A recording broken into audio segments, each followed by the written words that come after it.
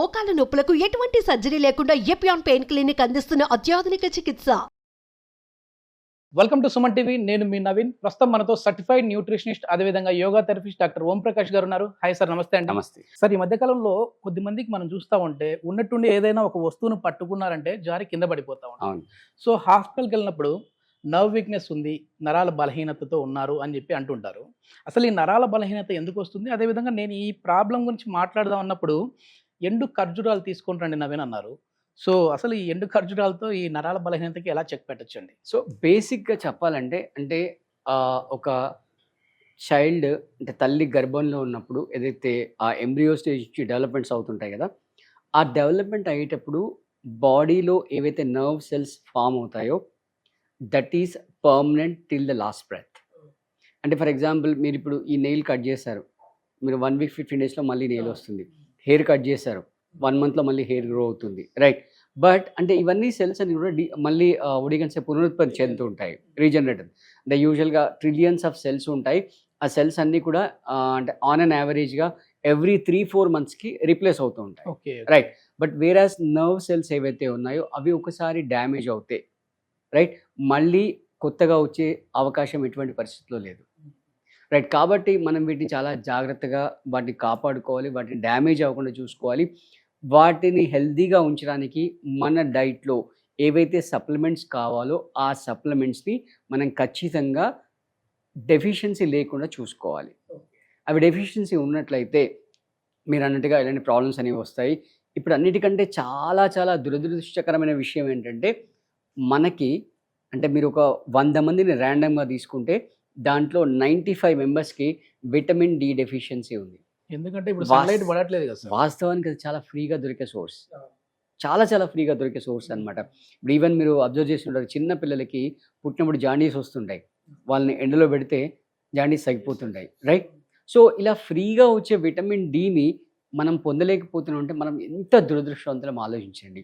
Apartment culture అయిపోయింది. Apartment culture అని కాదు, అంటే లైఫ్ స్టైల్ అని చెప్పొచ్చు. మనం కూడా లేయడం 8కు 9కు ఎగ్జాక్ట్లీ, అప్పటికే విటమిన్ డి వచ్చే సన్లైట్ వెళ్ళిపోతుంది, రైట్? ఆ లేత ఎండ ఏదైతుందో దాంట్లో వస్తుంది, రైట్?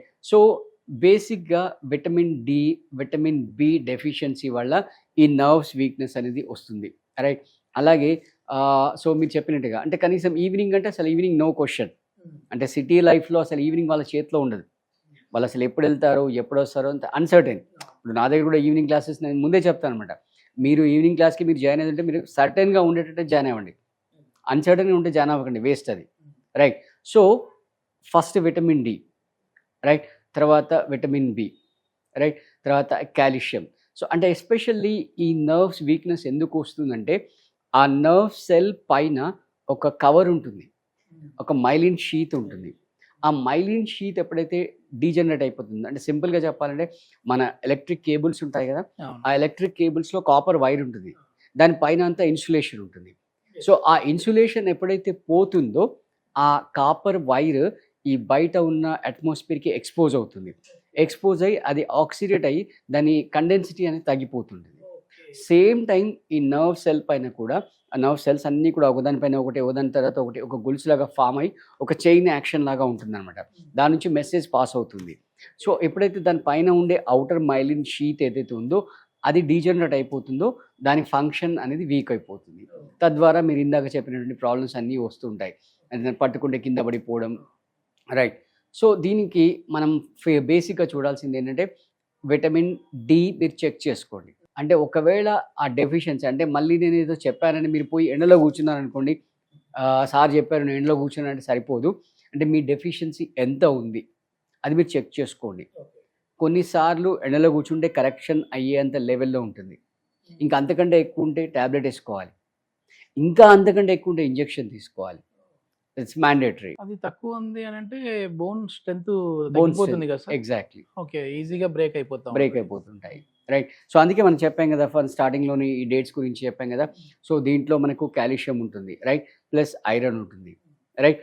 దీనివల్ల సో ఫస్ట్ విటమిన్ డి చూసుకోండి, తర్వాత విటమిన్ బి చూసుకోండి, ప్లస్ కాల్షియం, రైట్? ఇందాక మీరు చెప్పినట్టుగా అంటే పడిపోవడం కాకుండా బోన్ కూడా బ్రేక్ అవుతుంది. అరికాలలో తిమ్మిర్లు మంటల్లాగా వస్తుంటాయి కదా ఉదయాన్నే లేవగానే, సో అది కూడా ఇది కూడా నర్వ్స్ వీక్నెస్ వల్లనే వస్తుంది, రైట్.